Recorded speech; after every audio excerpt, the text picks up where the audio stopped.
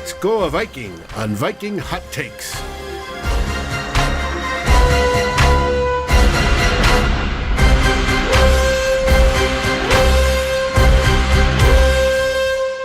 Skol Vikings. It is 2021 training camp, y'all. That's happening now and here now. It's time to welcome everyone to the 11th episode of Viking Hot Takes, the fast-moving Minnesota Vikings talk show. We've got Eric Thompson from Daily Norseman.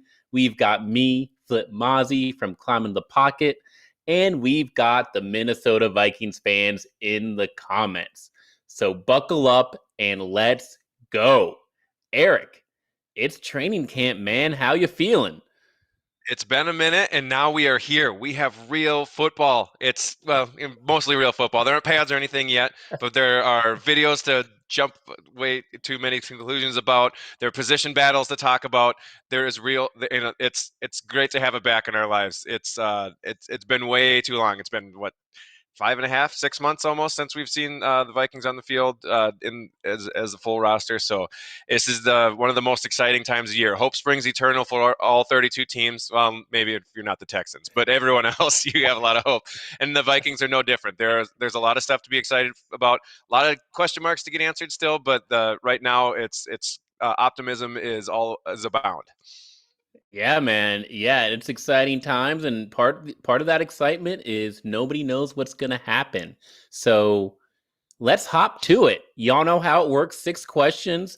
Dave, our lovely producer, is going to put the time up in the bottom right hand of the screen, and we are going to get rolling here. Question number 1, Eric.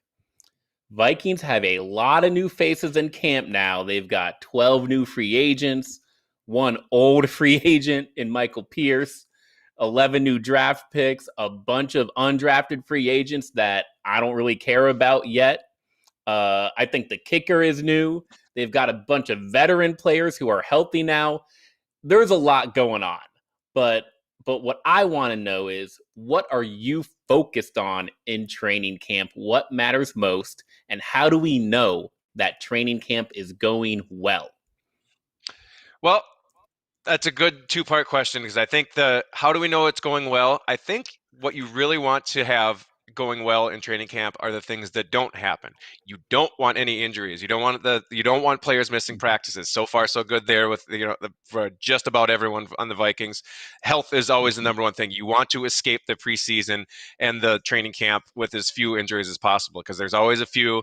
If you're the Chargers, there's always like 7. But hopefully the Vikings, especially with their key players, can go into the season healthy, because that's a huge thing. You don't want to hear any off the field stuff, things like that.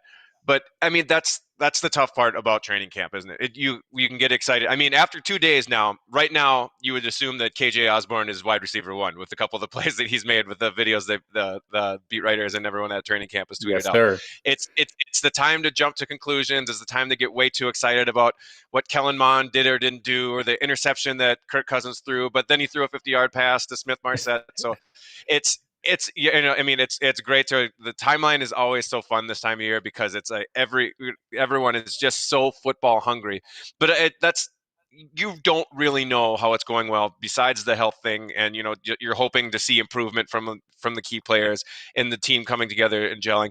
But until they hit the field for week 1, especially with the limited amount of padded practices that teams have these days, it's really tough to glean a ton of information. Of course, that doesn't prevent us from trying, but I think that's the main thing, is you want to get through healthy, and you want to get through just going forward and positive. And again, when the practices with the Broncos start, or when the scrimmages start, or when the actual preseason game starts, you want to see certain guys stand out, especially the ones that are trying to make the roster or get up the depth chart. But other than that, it's really tough to glean a ton of information. Yeah, I think that's right. It's kind of the lame answer that health is really the thing we care about. Camp is going well if we don't have to hear about tweaks becoming more than tweaks. Now, we aren't past that with, Michael Pierce right now. If the prime rookies aren't missing time due to injury either, but that hasn't quite yet happened because we got Darrisaw off to a slow start. So I'm a little nervous at the start of camp, but I am optimistic for these in-person practices again. I think that's what it comes down to. We've got 3 weeks of this, so no need to rush to any conclusions right now. I will say that I like to look at that depth chart, especially with the young guys. And if those guys, if the rookies and the sophomores are winning camp battles, that's how I know camp is going well. If you've got Darisaw getting reps over Rashad Hill, Wyatt Davis over Dakota Dozier, and we got Jim Jablonski in the comments here, giving a shout out to Oli Udo getting some first team reps. But it's those types of moves, Amir Smith-Marset over D.D. Westbrook or DJ Wanham starting over Stephen Weatherly. That's what I'm looking for. That's how I know that camp is going well. Absolutely.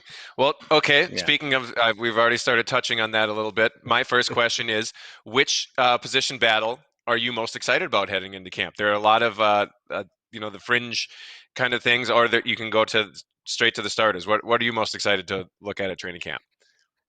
The only thing holding me back from unbridled optimism at this point in time is I'm just going to keep on harping on it, is the offensive line. Is Dakota Dozier is still our starting right guard.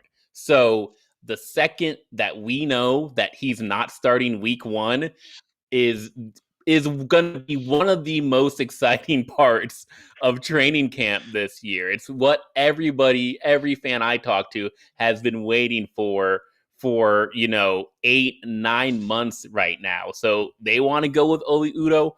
I'm fine with that. I'm looking at Wyatt Davis to go up and get that starting spot. And I wish I had more to say on the subject, but that is it. Let's get Dozier out of there. I mean, that's where I have to end up as well. It starts and ends. I mean, I had joked with Courtney Cronin on Twitter the other day when she posted her fanny pack, which is essential. It's great. She has all her stuff on there. She's a seasoned veteran when it comes to that. But I said my favorite tradition, my second favorite tradition from her, because my first one is, this Vikings team is very talented, but the offensive line could cave them in, because I think she's written that that's some part of that ever since she showed up in Minnesota, and she's been 100% right, because it's been the position that the Vikings really need, especially the interior. And of course, that's kind of been the ongoing joke is, whoever the starting guard is, as long as it's not Dakota Dozier, it has to be an improvement. And it really does, because there's another, that's not just the play on the field, it's his athletic kind of limitations. Kent Platt, who is AKA Math Bomb, and he kind of invented the RAS score, the relative athletic score, which is a really good indicator of how teams like to draft and everything. And the Vikings usually like to draft a lot of high athletic scores. And Brian O'Neill was a perfect example that he scored in the 9s out of 10 scale. And he posted Dakota Dozier's, which was a 1.52 or something like that. So it's again, he just doesn't fit any part of the system. And whether it's Udo or Wyatt Davis or whoever, it has to be an improvement, right? Of course, we said that we asked this last year when, of course, Drew Samia is going in there, and we're like, oh, it's going to be better. It wasn't. But again, we're not I say this every year, and I feel like a broken record. It doesn't have to be a great offensive line. It just has to be not actively bad. Give Kirk Cousins some time to do those rollouts, to do the play action where he really excels. And this offense, I mean, the sky's the limit with some of the skill players that they have around it, as long as the offensive line isn't a disaster. Yeah, I mean, what could go wrong? I mean, at that specific spot, right guard, if we get another 2 weeks of Drew Samia before we have to go back to Dakota Dozier, that's almost better. Like, again, the comments are happening right now. When Dozier plays, you might as well call Kirk Santa, because Dakota is always being pushed onto his lap.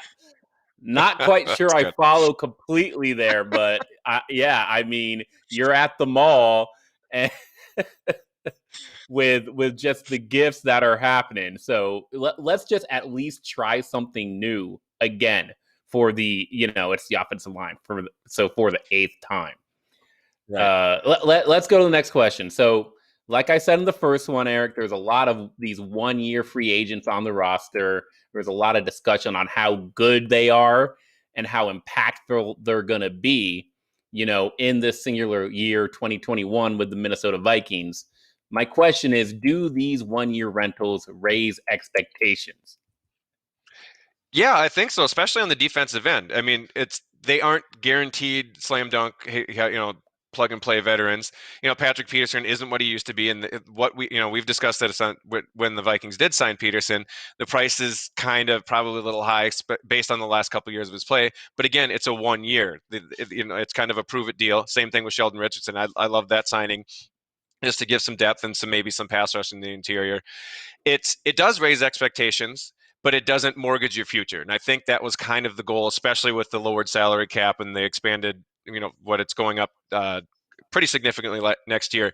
It's basically a really good way for the Vikings to still put enough chips in where they can consider themselves contenders, at least for the division. I think we're both on the same page of, okay, they're going to really have to prove some things before they're more than just a division contender. I think playoffs are very realistic. How far they go in the playoffs is they're going to have a lot of different things are going to have to break right for them. But I think it's a pretty good strategy. I think the players that they have picked up should be productive, and if they aren't, sure, that stinks, but you didn't make a long-term commitment to them. And if things really go sideways in 2021, there's going to be a lot of new faces in a lot of different places, I think, in 2022. So I think it's a good way for the Vikings to be competitive, but without absolutely just destroying their future if things don't work out. What do you think? Yeah, so I look at this day one roster compared to 2020, and I just can't have higher expectations because the expectations were playoffs last year. And again, you look from a position to position basis. I mean, Patrick Peterson could be considered an upgrade. Dalvin Tomlinson can be considered an upgrade. But like Xavier Woods is replacing Anthony Harris. And, Stephen Weatherly is replacing Yannick Ngakoue at this point for where we were in the season last year. So I don't think that every single one of these 1 year free agents they brought in is going to contribute more. Some of them may unfortunately get injured, but I do think that pressure is higher because these guys are all on prove it years. Basically, half of our starting team is on prove it deals. They're all going to be in high pressure environments. Hopefully, they succeed in that environment. But also, when you talk about not mortgaging the future, well, that also means, the Vikings may have to be looking at replacing 10 new starters in 2022. And so that worries me a little bit. They've got to get this right here in 2021 so they know who to bring back, who not to bring back, and know how to build forward from there. Because if a lot of these guys bust out, then we're just back to square one and we've got holes all over this roster.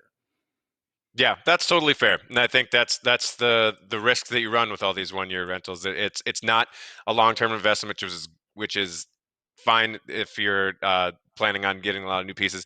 But even if say the opposite is true, and they have a lot of really good performances of these 1 year players, you probably aren't going to be able to re-sign a lot of those players as well. Exactly. You would expect either way probably have about half of these 1 year rentals on another team next year, Right. just for the fact that either they're going to price themselves out too expensive or they didn't perform well enough. So that is a risk.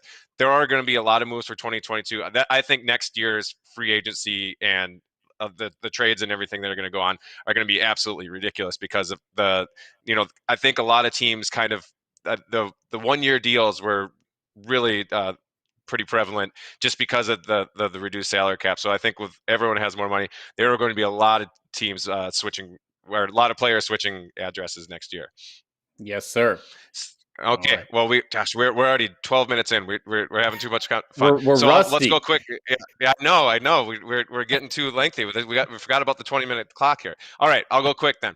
So what part Okay. of this team has the most to prove in 2021? And I think you already touched on one. I'm interested in what you hear. I mean, I got to keep on going back to it. I'm saying the offensive line. And, here's why. The line is the only position group where if they play well, all 5 starters are guaranteed to be back in 2022. Think about that. We have a chance to stabilize the worst unit on the team. We have a chance to lock in a good unit at a position group that's been terrible for years.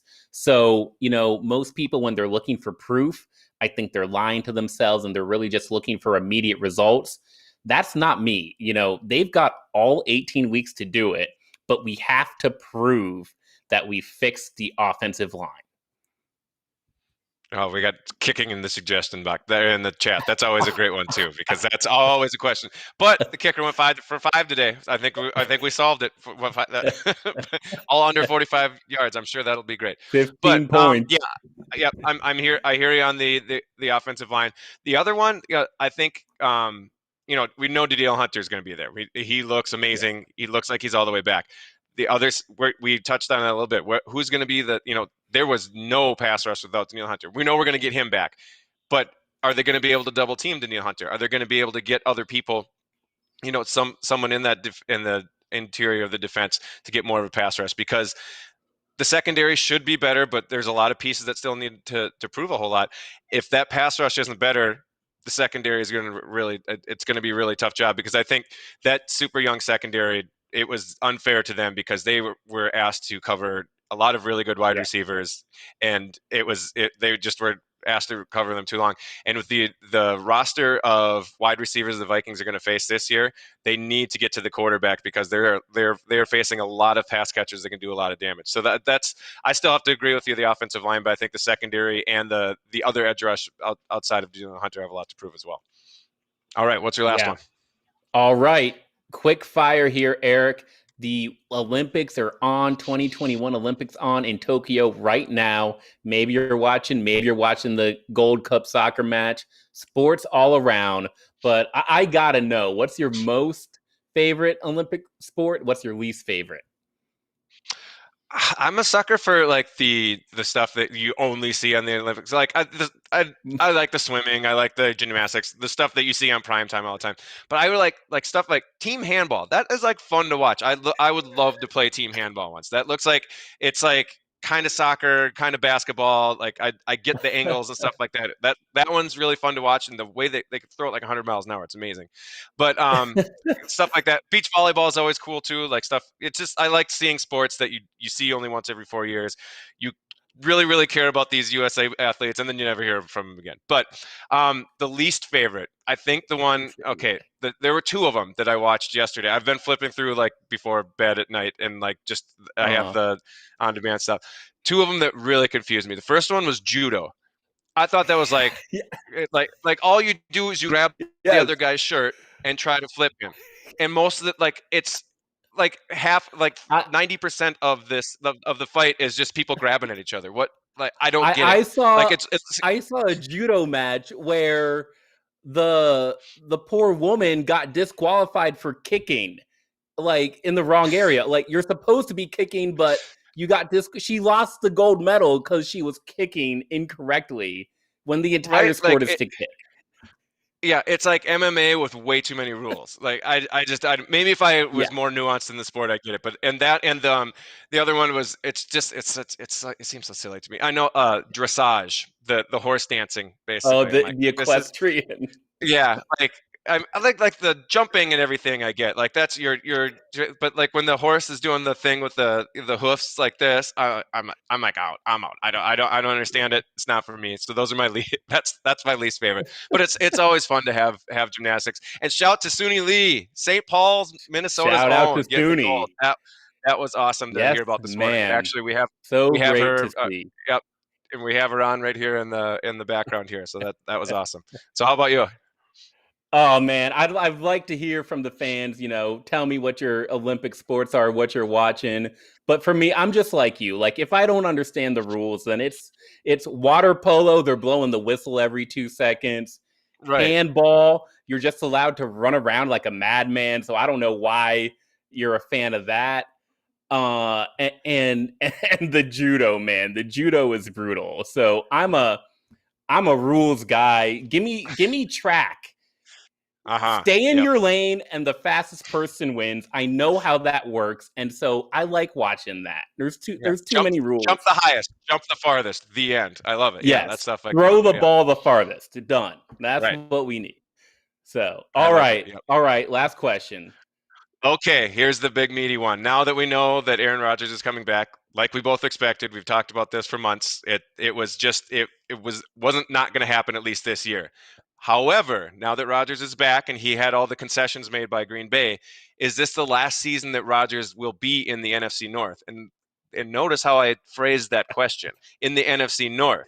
That means there's another team that everyone wants him to jump to. Is that a possibility too? I do see how you phrase this question, Eric, and I hope y'all see it too. You know, to be honest, I don't. The guy is just a smug diva, and I just can't even stand the thought of him to even answer this question. And I just don't like the guy. Every time I say this, then does that mean, is he going to be on a different team? Then is he going to be out of here next year? Is this the last year time we have to deal with this? He can do whatever the F he wants. If he wants to host Jeopardy. If he wants to go to it's just not a personality I care about. And this whole people come back, they say you don't like him because he's a Vikings fan. No, it's not that he's good or that I'm a Vikings fan or that he's famous. The guy is in the streets stirring talk up about himself. And then he pretends like he wasn't the source of all these rumors. Nobody believes you, Aaron Rodgers. The definition of smug is showing excessive pride in oneself. The definition of diva, I'm reading this from the dictionary, a self-important person who is temperamental and difficult to please. Okay. So when we call Rodgers smug, we call Rodgers a diva. That is fact. He is the literal definition of those things.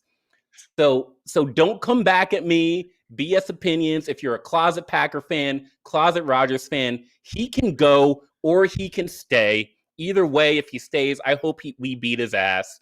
And I know that doesn't answer your question, but Aaron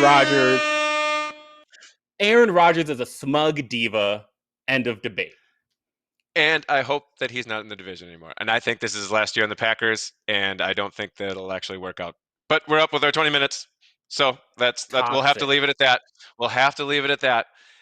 We get at least one more or two more games against good old Rodgers and the Packers, and I'm excited for both of them because it should be a battle this year. And there's lots more to come, isn't there, Flip? Yes, sir. Got me fired up about Rodgers there at the end, Eric. But I will say that we're just getting started. Camp has just started, climbing the pocket. We're back in the rotation, as Dave likes to say. Thank y'all for watching. Dave, come on, introduce yourself and tell the people what's coming up next on Climbing the Pocket. Hey, everybody. Dave here, of course. And what's coming up next is this weekend, you get Two Old Bloggers, which features Darren Campbell from Yellowknife, Canada, an avid long blogger himself, been doing it for decades, and myself, who's been doing it for decades. And we're going to talk about the beginning of the season as Climbing the Pocket, the whole crew, all the new shows, and you'll see all their album covers in the end in the rollout, start up for 2021. We go full time as of this week. Things will pick up right now, 5 shows a week. We're going to 6 live shows once the season kicks off or once games start, actually preseason, with even more written content on the webpage and unbelievable podcast as well, twice a week, along with these podcasts every day. So get your Climbing the Pocket fix. Yes, sir. Thanks, everybody. Back, and Skol Vikes. Skol, everybody.